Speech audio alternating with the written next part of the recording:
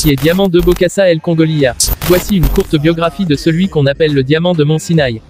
Diamant de Bokassa El Congolia est un artiste rappeur d'origine de la RD Congo, natif de la commune de Selembao. Bokassa est un chanteur, rappeur et auteur-compositeur.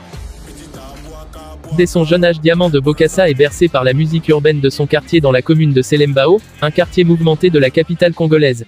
L'artiste tombe amoureux de la musique très tôt et se lance dans cette voie tout en poursuivant ses études. Il débute alors la musique en 2002 avec le groupe Negro City.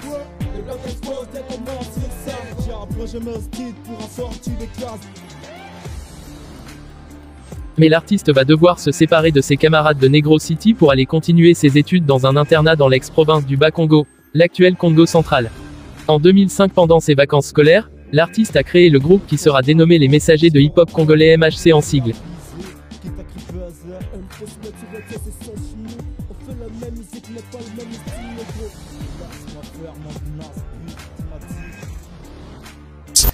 Le groupe sera composé de Gigastar, GNM et LG Master. En 2006, le groupe MHC va balancer ses premiers titres parmi lesquels on peut citer Casse le bloc, qui a fait des succès à Kinshasa. Entre 2006 et 2008, le groupe a balancé d'autres sons connus tels que Mort sur Beat, Banlieue Interdit, le morceau comme Spiritualité écrit par Diamant de Bokassa lui-même. En 2012, Diamant de Bokassa se lance dans une carrière solo. Depuis La France Évreux 27000, l'interprète de Tiato Damé n'a jamais cessé de nous surprendre avec des morceaux tels que Mauvais Garçon en 2015.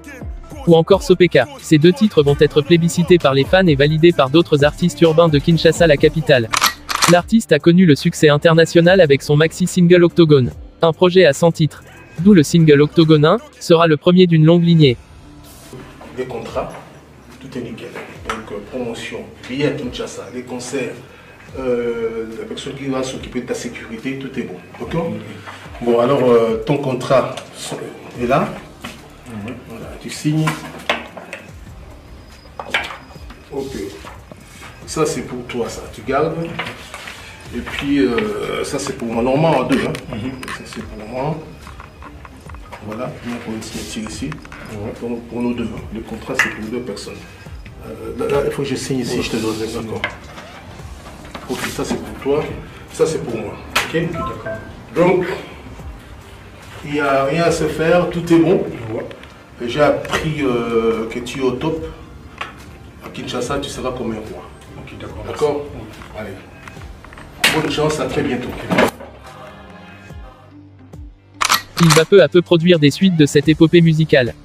Octogone 2, 3, 4, 5 et 6. En 2019, l'ancien membre de MHC était en tournée à Kinshasa pour une série des concerts afin de communier avec ses fans de la capitale congolaise.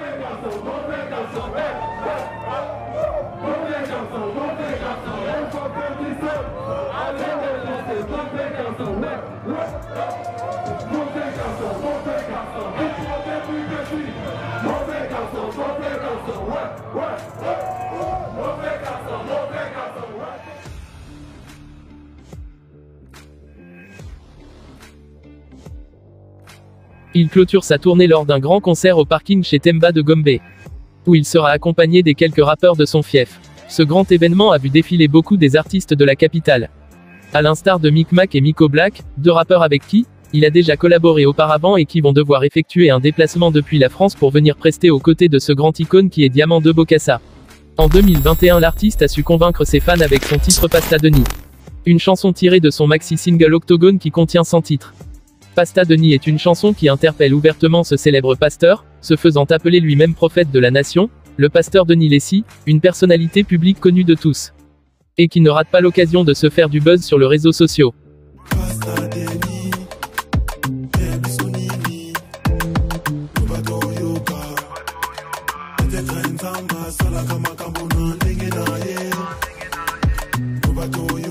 Diamant de Bokassa a un style musical qui mélange le rap, le R&B, du hip-hop, mais il est plus connu pour être un de rares rappeurs congolais à faire du rap politique. Ce genre musical moins prisé dans l'industrie musicale congolaise. Dans son maxi-single Octogone, il parle clairement des non-dits. Il parle du social de son pays. Il parle de l'éducation. Il dénonce les vices et antivaleurs qui touchent la jeunesse de son pays.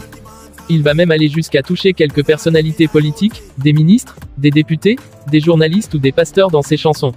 La musique de Bokassa est devenue une sorte de la voix de sans voix dans un pays où la liberté d'expression est une notion non encore acquise dans son entièreté.